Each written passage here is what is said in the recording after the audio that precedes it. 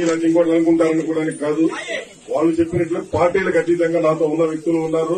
అలాగే ఇక్కడ ఈ రోజు వైఎస్ఆర్ కాంగ్రెస్ పార్టీలో నిజంగా 2019 ఎన్నికల్లో వీళ్ళందరికీ న్యాయం జరిగిందని ప్రతి ఒక్కరూ ఆ రోజు మర్రి రాజశేఖర్ గారు మంత్రి అవుతారని, మరి అలాగే మేము కూడా అలాంటి సీనియర్ నాయకులు మాకున్నారు మంత్రి అవుతాడని, ఆయన అడుగుజాడలో మన నియోజకవర్గం బాగుంటుందని చెప్పేసి మేమందరం పనిచేశాం.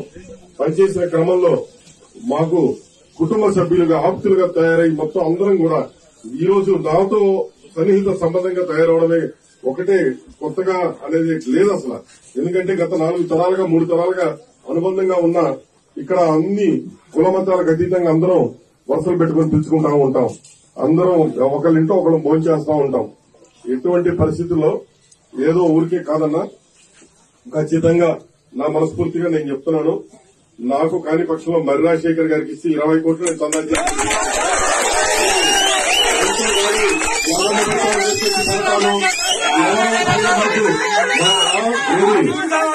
పైన సీఎం ఆఫీస్ కి పిలిచి ఎవరో 2-3 చెబితే వినడానికి అంత భయపడడానికి కాదు.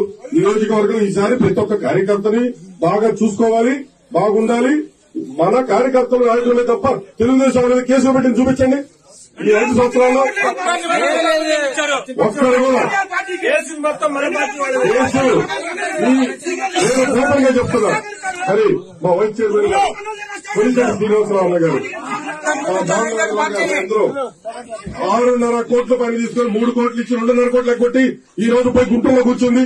కాదని ఆయన ద్వారా అడగండి. నాకు 6.5 కోట్లు ఇవ్వాలి. నేను ఇందాక సజ్జల దగ్గర అడిగితే ఆమె చిత్ర వదిలేయని